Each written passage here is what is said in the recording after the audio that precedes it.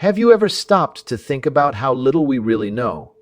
I mean, let's be real. Most of us are just winging it when it comes to life. I've always thought that the more self-aware we are, the wiser we must be. But then there's this one guy who lived a long time ago, Socrates' aide, and he had a pretty interesting take on it. He said, "Hey, I may not know much about life or the world, but at least I don't think I do." That's a pretty humble approach, right?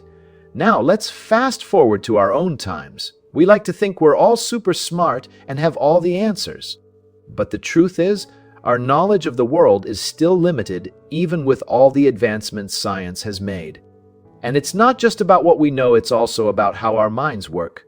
The more rigid we become in our thinking, the less likely we are to consider new ideas. So, here's a little secret: our thoughts and opinions are like toys or building blocks that we're constantly playing with. Some of them will stick around, while others might get knocked down.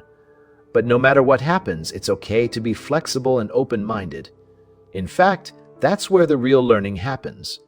And speaking of learning, there's another thing I want to share with you. You know how sometimes people get defensive when someone challenges their opinions? That's a natural human response. But it can also be a major obstacle to growth. So, here's a little tip: when we're ready to learn and grow, we need to soften our resistance and confirm other people's self-opinions. It might sound strange, but trust me, it works.